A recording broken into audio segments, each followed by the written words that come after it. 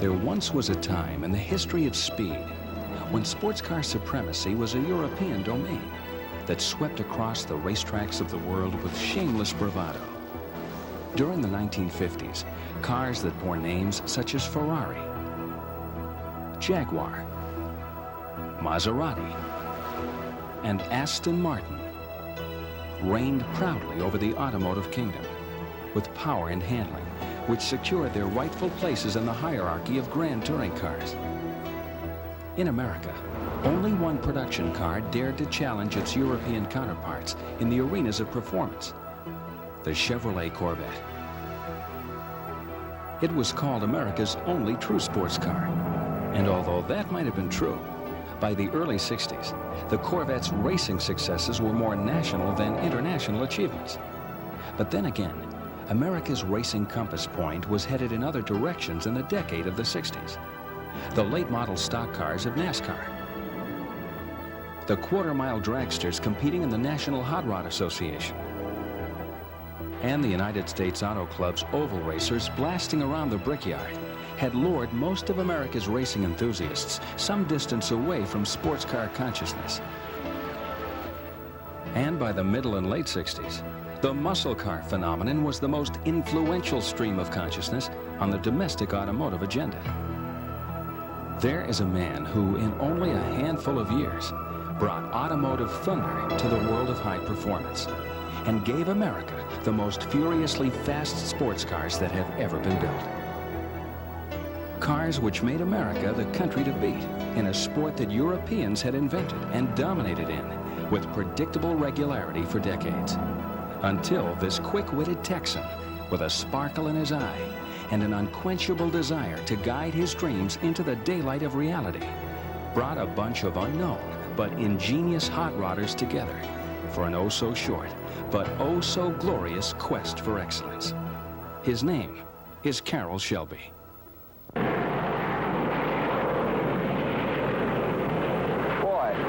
how would you like to be driving that baby? Some thrill.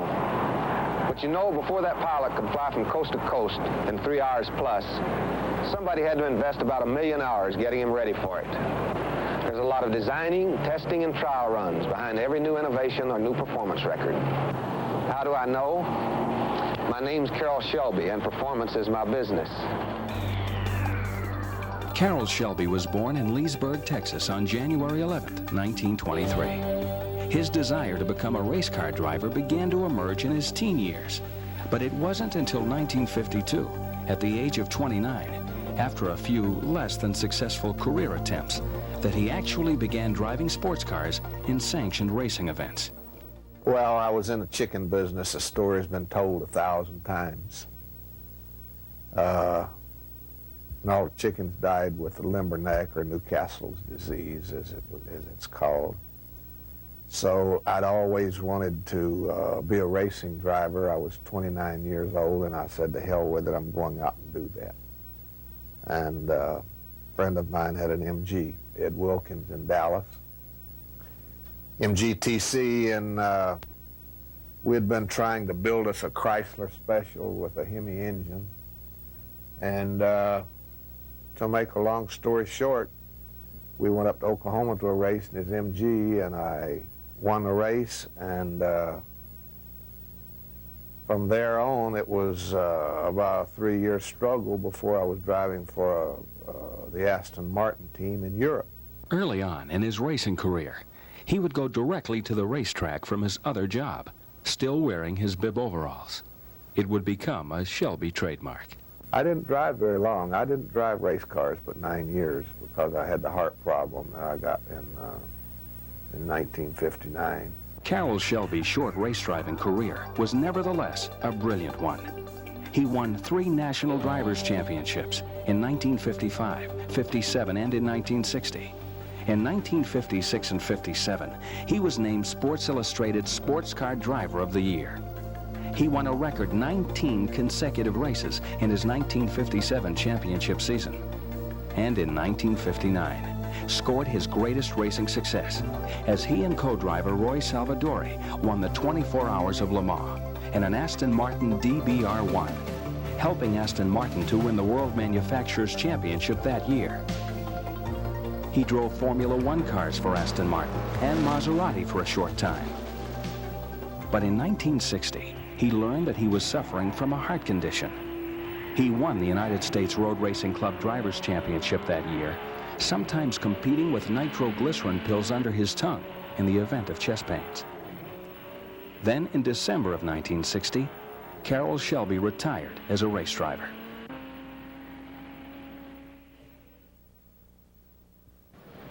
In 1989, at the Monterey Historic Races at Laguna Seca, a special tribute was held to commemorate Aston Martin's and Carroll Shelby's victory at the 1959 24 Hours of Le Mans. The recreated pit area was a colorful backsplash to the lineup of the fully restored Aston Martins which competed in that great race, looking just as menacing as they did 30 years ago. Aston Martin team drivers from the 1950s also reunited at the event in Ireland. It was almost a family atmosphere, I think, and which included all the mechanics. And when one drove at Le Mans, we all stayed in the same hotel with the mechanics and everybody. And dinner was always with everybody present, and it was just a wonderful, warm feeling that you got from. And they were very serious about what they were doing, and so I think that's probably the large part of it. The great Stirling Moss.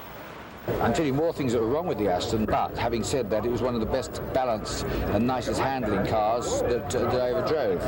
And it's because of the car's superb balance and characteristics that the car did so well. I mean, its win at Le Mans to me is even more remarkable than any other success because it was not really a Le Mans car. And the 1959 winning team, Carroll Shelby and Roy Salvadori, along with the DBR-1 that Shelby and Salvadori drove to victory.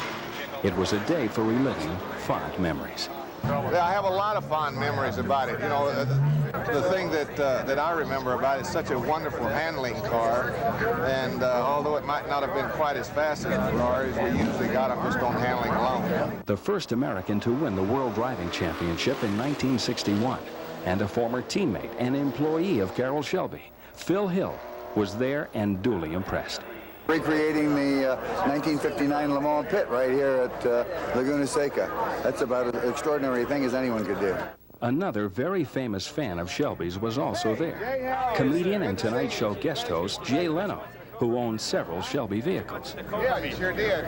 You sure did. I've been... well, it's just fun. I mean, I'm a big car guy, so this is great fun. I'm having a lot of... It's terrific. You know, this is what I do. It's like the ultimate garage. This event was not the only one in which Carroll Shelby's driving successes were showcased. A year earlier at Laguna Seca, Maserati was the car being honored. And once again, Shelby, Moss, and Hill were reunited.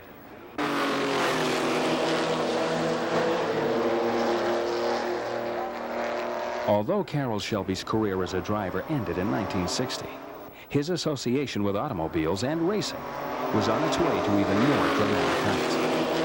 His experiences behind the wheel of some of Europe's most successful race cars had planted a great undeniable seed, one that would now begin to germinate. The reason I wanted to go to Europe was because I wanted to learn how Ferrari, Maserati, Aston Martin, all those teams built their cars, and ran little automobile companies, and that was a double reason for me not only to drive race cars, but I wanted to learn how those little companies work. And I found that out, and when I quit in 1960, I started building the Cobra. And his brief relationship with an American hybrid sports car had also fanned the flames of his creative vision. The Allard, the car which Sidney Allard had built for several years in the 50s, was the combination of a lightweight chassis and body and powerful American engines, such as Ford side valves, Cadillac and Chrysler V8s.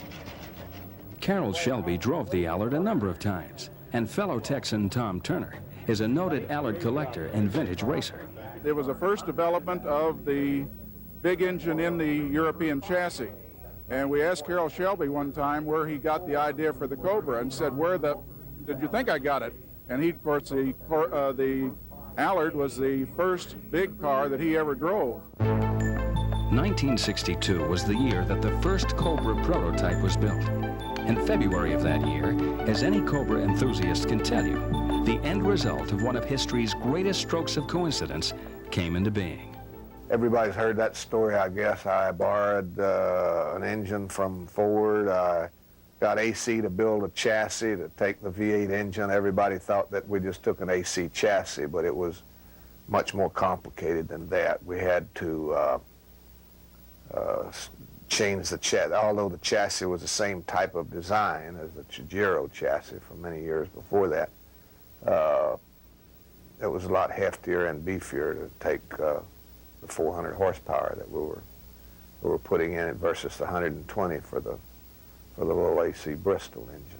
Rick Kopech is the president of the Shelby American Automobile Club, one of the most devoted groups of automotive enthusiasts in the world.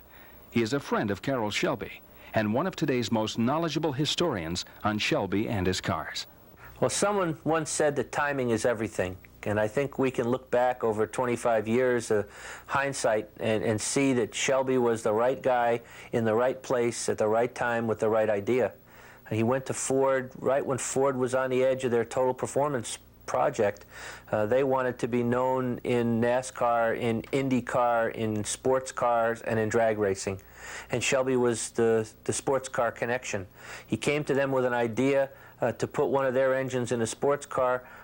They were warm, they weren't red hot, they were lukewarm, and Shelby was enough of a promoter to get them involved and to keep them involved. And his ideas of where he wanted to go happened to coincide with where Ford wanted to go, and Ford was happy to let him do the driving to get him there.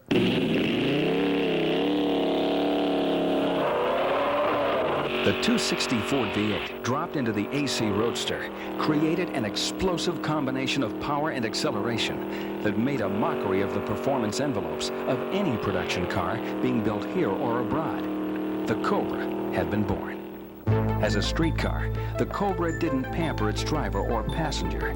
Its sole purpose in life was to be the fastest, wildest, most uncivilized driving experience money could buy. And if it scared the bejesus out of you in the process, so be it. In September of 1962, Road and Track magazine road tested an early production Cobra. It went from 0 to 60 in 4.2 seconds. Drivers of other performance cars read those numbers and swallowed hard. The 260 V8 was soon replaced with the 289 Ford V8, which made the Cobra an even more carnivorous creature. In the autumn of 1962, in a small industrial complex in Venice, California, Carroll Shelby got on with the job of preparing the Cobra for real warfare, national and international racing, and to tackle the daunting task of developing a winning race car in 1962. Shelby's dancing partner was the Ford Motor Company. After Ford decided to jump in bed with me, they put some good people out helping me. Sometimes they were help and sometimes they were hindrance because I knew what I wanted to build. I knew that you couldn't compromise it. And I was shooting for a little niche market. Now niches are all over the place. There's a lot of niche markets, but I didn't want to build but about 500 cars a year to begin with. The first racing encounters of the early Cobras were a mixed bag of successes and failures. Every race smoked out another part or subsystem that needed improvement or upgrading. By 1963, with many of the mechanical shortfalls corrected, Carroll Shelby's spectacular juggernaut of racing championships got up to speed. That year, the Cobras won both the SCCA 8 Production National Championship and the newly organized United States Road Racing Championship. The Cobra would also become a national drag racing champion in the National Hot Rod Association. And while these were admirable jewels in the Shelby American crown, 1963 was not a rewarding year for the Cobras at international events such as Daytona, Sebring, and Le Mans. It was in the following year that Shelby Team Cobras would begin to dismantle their overseas competition. We wanted to go international racing, and the old 289 Cobra was about as aerodynamic as a shoebox. So we got together, Pete Brock, Phil Remington, Al Dowd, several of the fellows around the shop, and Pete Brock came up with a sketch. I'd say the team was Pete, Phil Remington, and Ken Miles. And we came up with a car that went from 150 miles an hour with 400 horsepower to 200 miles an hour. It debuted at the Daytona International Speedway on February 16, 1964, hence the name Daytona Coupe. Its first GT win occurred at the 1964 race at Sebring, and there were several other GT victories for the sleek Cobra that season. In fact, 1964 might have been the year that Carroll Shelby's aluminum-bodied Snakes won the World Manufacturers' Championship. With 3 events remaining, the Cobras needed to show well in at least 2 to capture the necessary points for the championship. But one of those events was in Italy, where Enzo Ferrari wielded enormous clout. We should have won the World Championship in 1964 with it, but old man Ferrari, being a rascal that he was, got the last World Championship event at Monza canceled.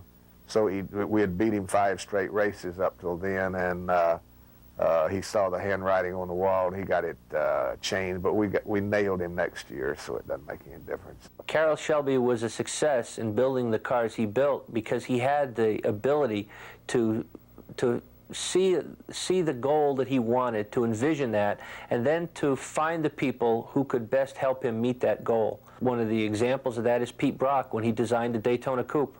Here was a guy that was a real young guy out of General Motors design school. He had some experience working on a Corvette. He really didn't have a lot of experience with wind tunnels and with aerodynamics, but yet he had a sixth sense that Shelby must have picked up on in order to put him in charge of that project. You wouldn't just pick somebody off the street to do that. And so Pete Brock designed this car by the seat of his pants, and it worked.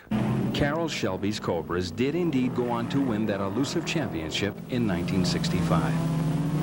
An accomplishment that becomes even more remarkable when you consider that only 6 Cobra Daytona Coupes were ever built.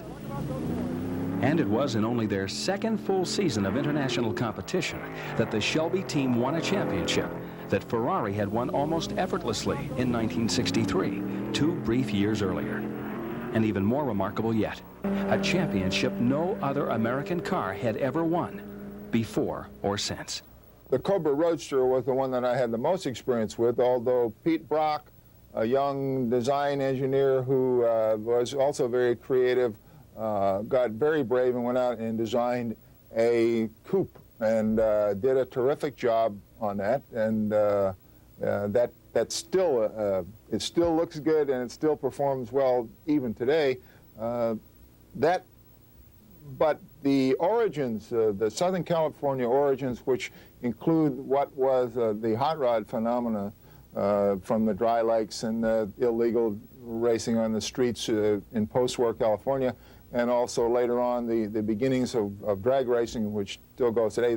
That was the progenitor, or that's where the Cobra really came from. And it was a hot-rodded Ford engine and this AC Cobra chassis, the marriage of that plus the rim and the rest of the engineers that put it all together, it was an interesting and unique automobile that was able to get the job done.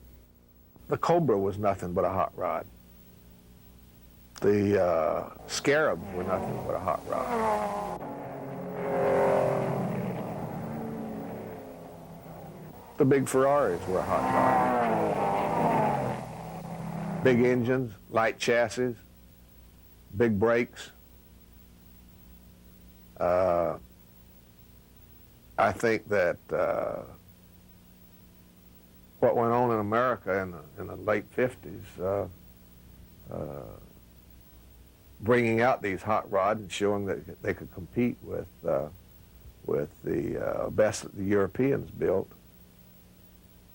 showed American ingenuity, and it helped a lot of us Americans get to Europe and get jobs over there because we had these hot rods to go win the races with and beat those Ferraris and so forth. In 1965, perhaps the most notorious car to wear the Shelby name entered the fiercely fought muscle car rebellion and with startling immediacy took over sole control of the mean streets, the 427 Cobra. First we put a 427 in a 289 chassis, and Ken Miles tested it. We called it the Mule and worse names, because we knew that Chevrolet had said they weren't in racing, but they were secretly building the Grand Sport. And we would have had the 427 and a 289 chassis ready for them, but Ken wrecked it, and they'd never gone to to Nassau and beat the Cobras if Ken hadn't wrecked the car when we were testing it. However, that's where the 427 came from, and Klaus Arning, one of the Ford engineers, it was the first car that was laid out, chassis was laid out on computer. He's the one that did it. Phil Remington went over and to AC Cars and a couple of the other guys, and we put the car together all in 3 months, and we're producing it. And we had to do it to, in case Chevrolet had gone ahead and produced their lightweight Corvettes, which they went out of the business when they saw us building the 427 Cobras. So I was sorry to see that, because it would have been a lot of fun to race, to race them. The 427 Cobra's racing exploits were largely confined to national events in 1965, since an insufficient number of them were built in time to qualify for international competition. The A Production Championship of the SCCA was to be sole property of the 427 Cobra for the remainder of the decade. And on the streets, the 427 Cobra attained so fearful a reputation, few dared to challenge it. It could accelerate from 0 to 60 in under 5 seconds.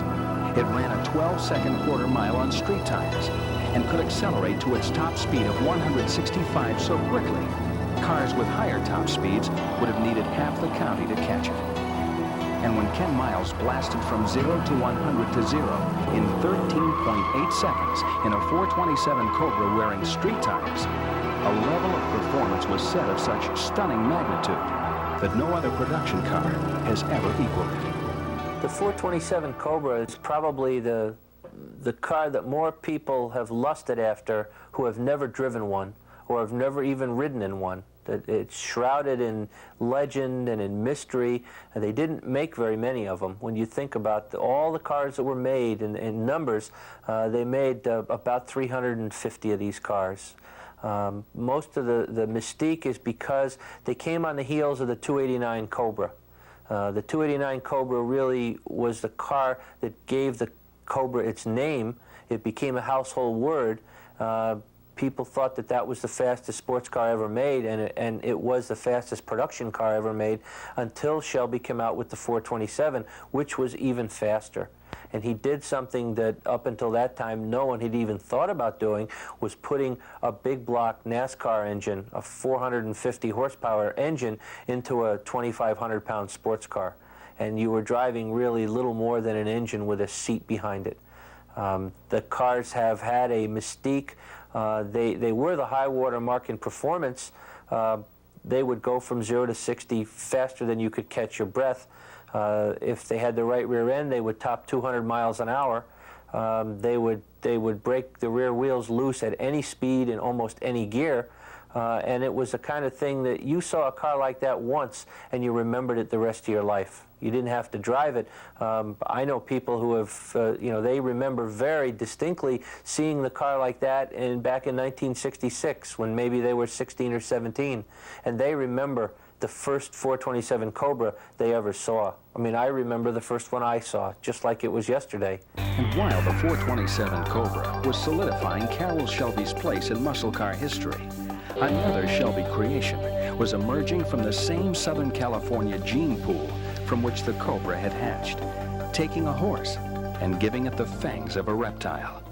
Shelby Mustang came along because Icoca went to Sport Car Club of America and says, we're going to make the Mustang a sport car. And I didn't know about this till about a month later. They'd gone to John Bishop and told him that they were going to make it a sport car. And he says, well, it's not a sport car, it's a four-seat car, it's not a sport car. Finally, when they told Icoca they couldn't make it a sport car, he called me and said, can you make it a sport car? So I called my guys together, the people that I worked with at Ford and the people that, the Al Dowds and the Phil Remingtons, and said, can we make this a sport car? And then I called, we decided we could, and then I called John Bishop and said, John, what does it take to make the Mustang a sport car instead of saying, we're going to make this a sport car?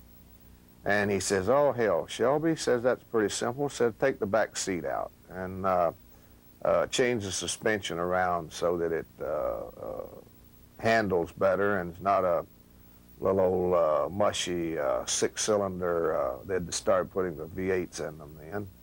And so I got them to build a high-performance 289 V8. We took the suspension and changed it. We put a large rear end in it with a limited slip, took the rear seat out, and went out and beat the hell out of the Corvettes with it. The question of Shelby's cars, I guess, comes down to, are they sizzle or are they steak? And there's a lot of both. I think there's so much sizzle that sometimes the smoke overpowers you and you get caught up in it. They certainly were everything they were meant to be. They were ultra high performance, they accelerated well, they brake well, they handled well, and they won races. And you can't ask for much more than that. This GT350 is a racing version of Ford's Mustang 2+2. We set the cars up for racing by installing special components, racing shocks and so on. We're doing a lot of testing as well. This is Willow Springs Raceway, tucked away in the Mojave Desert. It's where we do much of the testing for our new cars. The interesting thing about testing out high-performance automobiles is that you can only do it with top drivers who can take the cars right up to the maximum. We've got with us today Pete Brock, head instructor at our driving school. Pete's behind the wheel of the new Mustang GT350. The Shelby GT350 began life in 1965 as a rough-and-tumble performance fastback with power, handling, and blue-chip pedigree.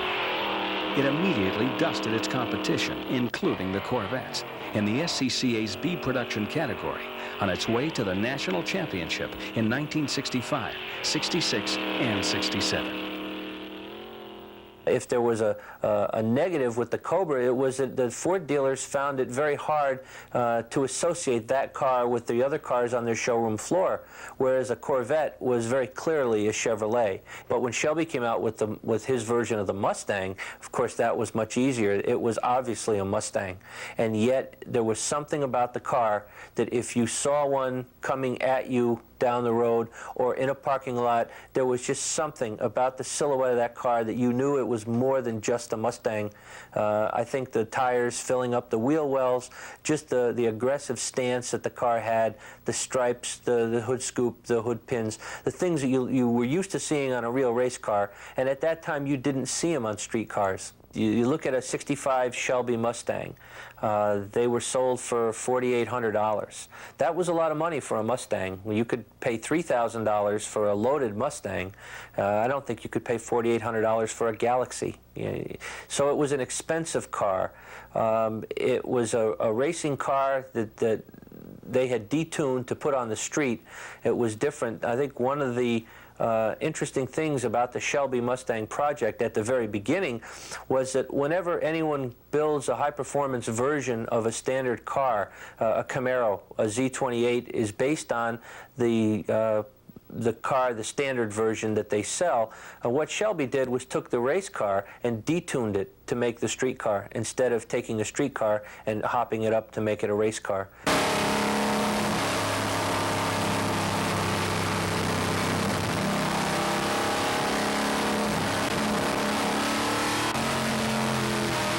was clear that Carroll Shelby's great flair for inspiring greatness in others through his leadership and loyalty had allowed his motley crew of racing upstarts to reap a whirlwind of success in an astoundingly short time. In the early days, everybody had to do 3 jobs. The marketing man had to be the salesman, sometimes the janitor, sometimes the chief engineer had to be the chief mechanic, or had to wipe the cars off, clean them up. So it was really a very interesting time. We had a lot of spirit around the place over in Venice, California at that time, and I longed for those days because I had more fun then building cars than I ever have since then. We've been publishing the Club magazine for 17 years, and during that time we've interviewed a lot of people who worked for Shelby. I'm always joking that we'll never run out of people, but it seems like to a person, every one of them has said that the time that they spent with Shelby American and the Cobras and Carroll Shelby was probably the high point of their life, although they didn't realize it at the time. At the time, they were just people doing a job, whether they were building race cars or driving them or building street cars. And it was a job like any other job that they've had. You never know where it's going to go, and you never know that you look back through the hindsight of history 20 years later, and it's going to be one of the more famous or important things that you've ever done. But at the time, they got a lot of personal satisfaction, they had a lot of enjoyment, and they certainly experienced success, which is enough to pump you up and keep you going for the next round. Meanwhile, after the World Championship season of 1965, Carroll Shelby had become more directly involved in Ford's ultimate quest, winning the 24 Hours of Le Mans with its Ford GT. Well, we did all right the first couple of times out. The field of cars were very impressive at Daytona and Sebring. Now we're getting ready for the big ones overseas, Monza, Targa Florio, and Le Mans. In the weeks to come, we hope to continue our string of victories. It's a cinch that whatever success we find, we'll also find our share of disappointments. Motor racing is that way. It's a rich mixture of heartache and joy. For those of us who participate in this most exciting of sports, the Ford people, our crews, drivers, whatever the outcome, racing becomes a never-ending pursuit of excellence. Hal Sperlich and Ray Geddes and I went to Europe and hired John Wire, who used to run the Aston Martin team, and we took Eric Broadley in, but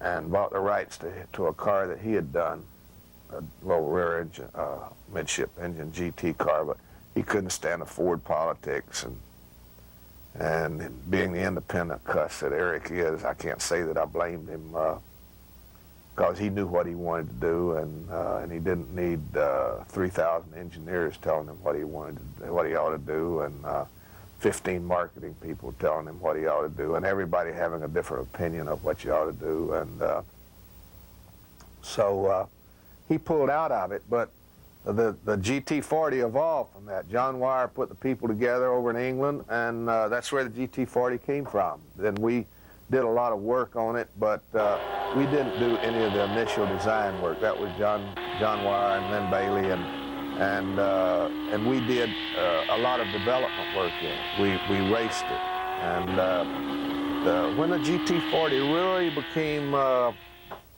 viable, though, was when Bill Ennis and all those wonderful engineers, O'Sullivan that built the first Ford flathead, built us a 427 aluminum engine and put it on the dynamometer and ran Le Mans with an engine and gearbox 3 or 4 times. If it broke, they fixed it, strengthened that part, and that's the reason we went to Le Mans and won in '66 and '67. Ford would achieve their Le Mans victory in 1966. Ford GTs would finish first, second, and third, with the top 2 finishing cars, the ones prepared by the Shelby team. Several months later, the Shelby American team would suffer an immeasurable loss. One of the most valuable members of the Shelby American success story, who had come aboard in early 1963, was Ken Miles. He was an outstanding driver and development specialist. He had been instrumental in the Shelby racing program and in the development of the 427 Cobra and the GT350.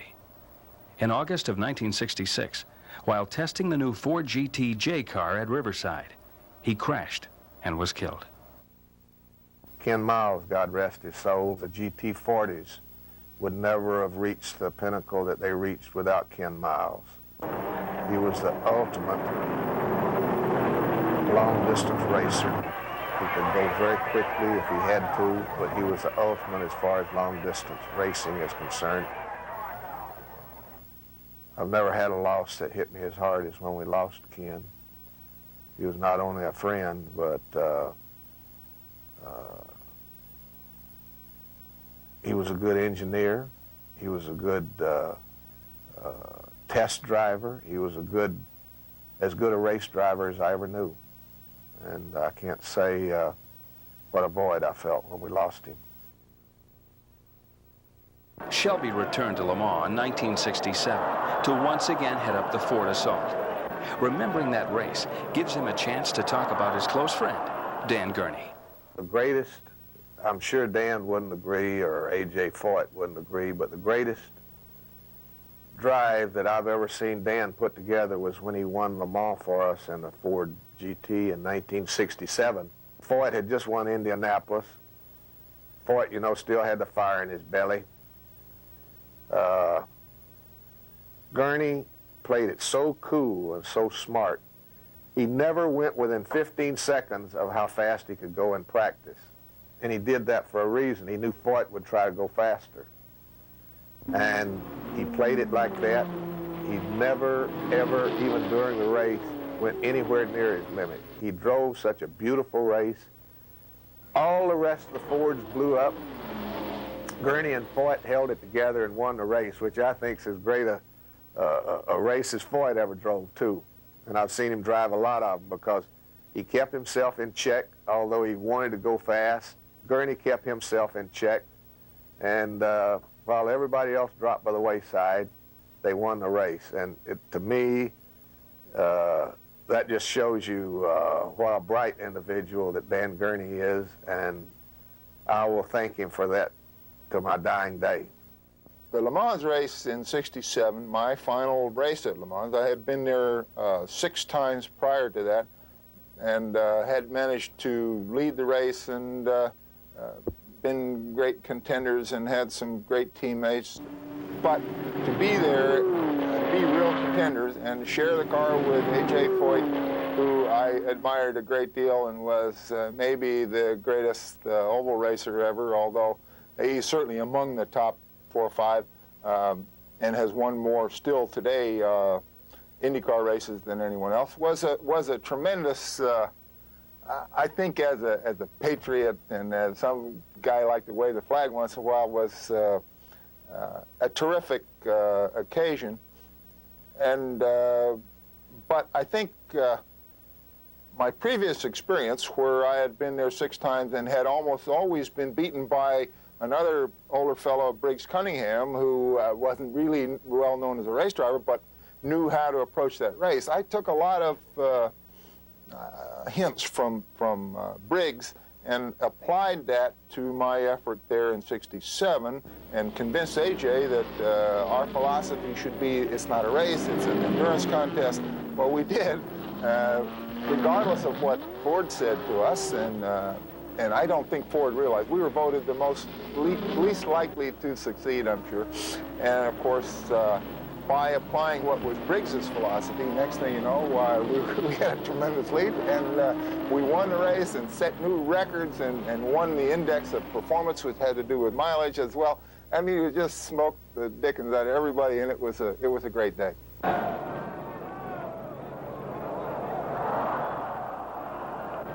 For Carroll Shelby, the dream had been realized. He had won a world championship, numerous national championships, and had taken Ford to the winner's circle at Le Mans twice. But the world and the cars he was building were changing. I had a beautiful relationship with Ford in the earlier years.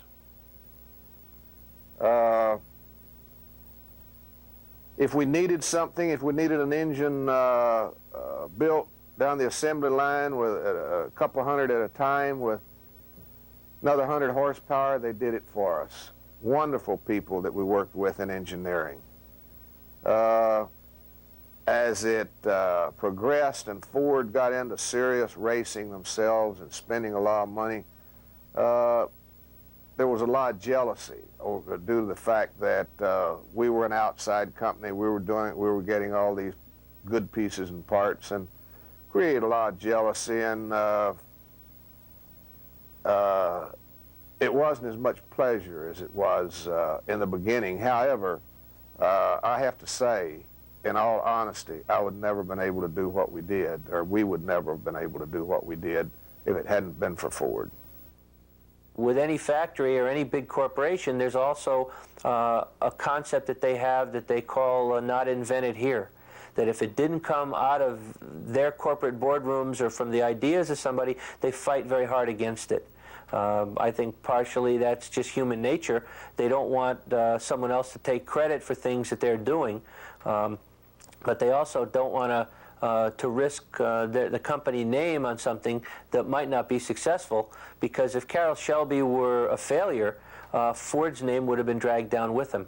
Very fond memories for a lot of the people at Ford, the Homer Perrys and the people that were not only helpful, but were there anytime we needed them, and made it possible to go to engineering and get what we needed on very short notice, and helped us in every way they could. Ford doesn't always get the credit that it deserved, and Carroll Shelby is quick to admit that. He says that there were a lot of people at Ford that helped him, that he would not have been able to do what he did without their help, and yet they get overlooked in the journalistic shorthand when someone writes an article and it says, Shelby wins Le Mans. It's much easier to write one headline like that than it is to say Shelby, along with Ford, along with drivers, along with designers and stylists and engineers and everybody else. It gets too wieldy. And so the journalist would come along and just say Shelby wins Le Mans, and the people at Ford would not feel too good about that. They feel like they're not getting the respect or the credit that they deserve. And to an extent, I think that's true. In 1967, by year's end, production on the Cobra was halted. And the Shelby Mustangs, which in the beginning were hairy-chested muscle cars, had begun an evolutionary cycle in 1966 that had made them more civilized. 1,000 GT350s were built that year for Hertz Rent-A-Car. Most were black and gold, and all of them carried the GT350H designation. An adult Hertz customer could rent a Shelby Mustang for a few bucks more than an LTD would have cost for the weekend. In 1967, the Shelby GT500 was introduced, powered by the Ford 428 big block engine. But both the GT350s and 500s were getting bigger and heavier. Meanwhile, Ford had a stronger hand in the positioning of the Shelby-built vehicles in the marketplace. Performance was now only an incidental, rather than an essential component in the game plan. And the government was beginning to cast a jaundiced eye at cars that proclaim their performance credentials and racing bloodlines. So on October 4th, 1969, Carroll Shelby announced his retirement from the world of high-performance automobiles.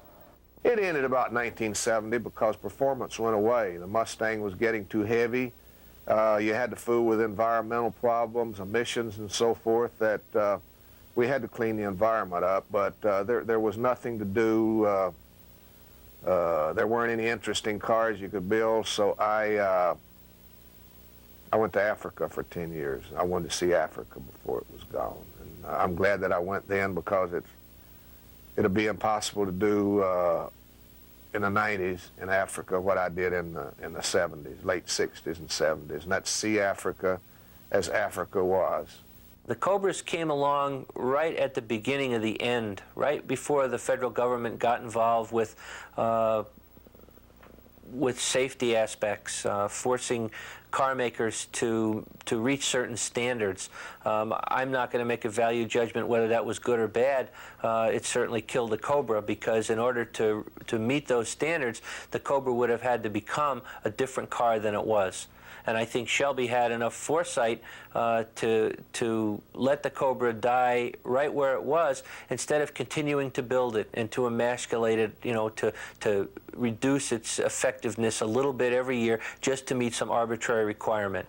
And so, you know, he went out with a bang. The car, the last Cobra that was built was faster than the first Cobra that was made, and you don't see that with a lot of car projects. God, those were great days. One week Chrysler would come out with another muscle car, and the next week Chevy would come out with another muscle car, and the next week Pontiac, and the next week Ford, and the next week Buick. We had some interesting cars back there then. And Carroll Shelby's proud legacy of performance might have reached its ultimate conclusion 20 years ago, had it not been for a phone call in 1981 from an old friend.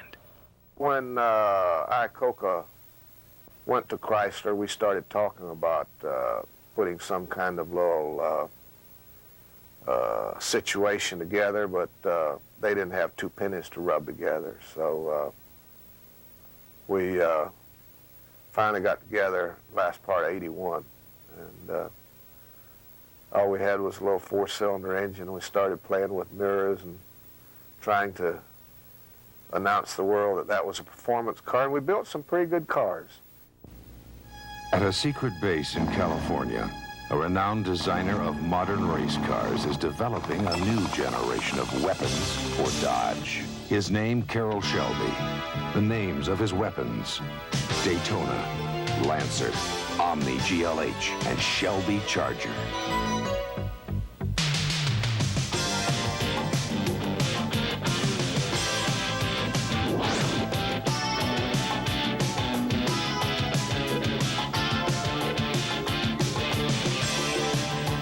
These are Dodge's performance weapons. And each is available with turbocharging, which gives Dodge more turbocharged models than any American car maker. And gives you further proof that Dodge is an American revolution. We can handle 250 horsepower in a little 2,000, 2,200 pound car without any problems with the steering. Dodge Omni has always been a good old buddy. A nice little guy. Loyal, efficient. Well, we got this kind of sneaky idea. First, we gave it a sleek new coat of jet black. We put 15-inch alloy wheels and performance rubber on it.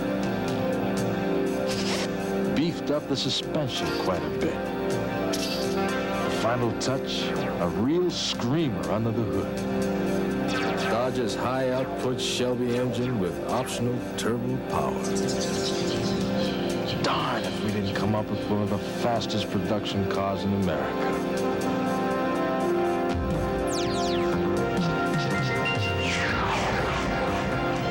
Dodge Omni GLH. No more Mr. Nice Guy. The Chrysler-Shelby collaboration soon resulted in a new generation of muscle cars. Cars which packed power and punch from smaller, more fuel-efficient engines, and handling that could match all but a few of the most expensive imports in the world. With turbocharging and intercooling, Shelby proved that there may, after all, be a substitute for cubic inches. It's hard to talk somebody into that's responsible for the money to let you spend $100 million, build another cylinder head, and another $200 million to tool it up. But we're coming along with things like the Dodge Spirit with the old four-cylinder engine, 225 horsepower, wonderful four-door sedan. As good a performing four-door sedan as there is in the world today. There are a lot of very interesting cars now coming out, but I'm afraid that that we're entering into another era of the bureaucrats in Washington forcing us to go back to four-cylinder engines, trying to raise the mileage up to something that's unconscionable. I'm afraid that we're entering that again. So just as we're beginning to have a little fun again, in spite of emissions, in spite of all the safety stuff that have been brought out, which I'm not degrading, we needed upbraiding a little bit in the industry, but we've accepted all that, and we're building interesting cars, and now they started yelling about, oh, now we got to double the mileage, and we've got to the cafe, the safety aspects. So I hope they don't run it again, but I don't have much hope that the bureaucrats aren't going to screw it up. You can't let the Naderites tell you what to build in an automobile when the public's the one that has to buy them. So if you listen to all these environmentalists and these bureaucrats, they would flat put us out of the automobile business, because they don't give a hoot what the public wants to buy. They want to jam it up the public's behind what they're going to get. Carroll Shelby underwent heart transplant surgery in late 1990, and the successful outcome restored much of the energy and enthusiasm that his ailing heart had robbed him of. 2 projects, besides his Goodyear tire distributorship, now occupy the lion's share of his thoughts and efforts. One is the automobile that has been called the 427 Cobra reincarnate, the Viper. I drove it the other day at the test track in Phoenix quite extensively.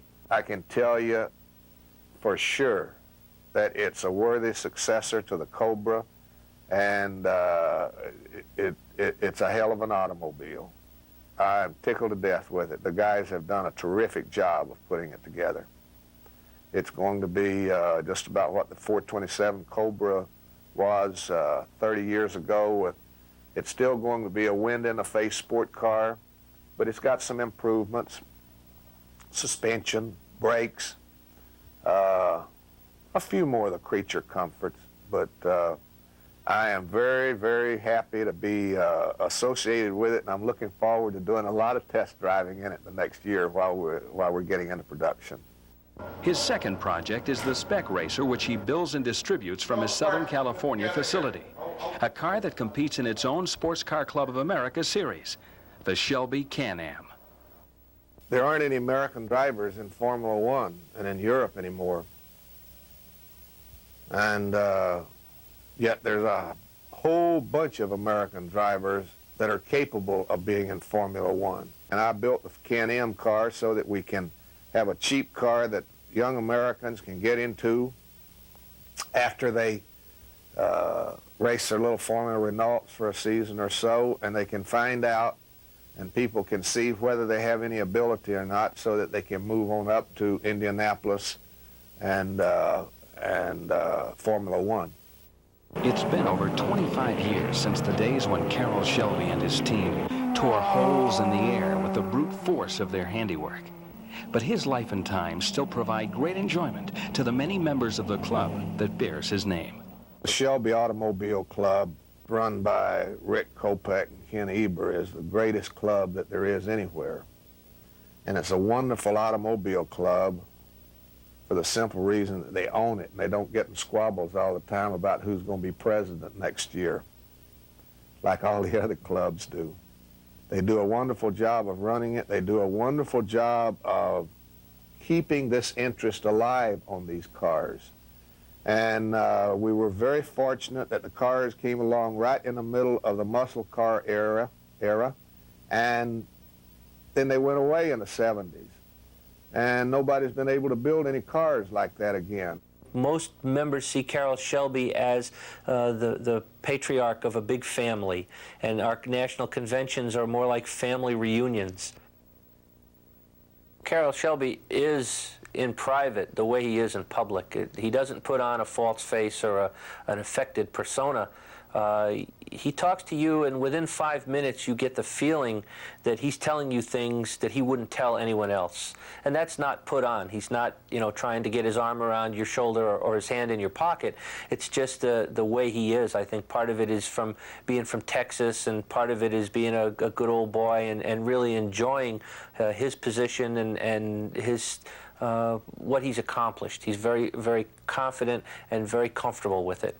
He comes to our conventions, and he'll meet someone last year that had a '67 Shelby with an oil leak in it. And the guy will be a little nervous, and he'll say, well, my car leaks a little oil, it smokes a little bit, but I'm going to get the engine rebuilt next year. And the following year, they'll meet again at the convention, and Carroll Shelby will say to this guy, John, how's your GT500 engine? Did you get it rebuilt yet?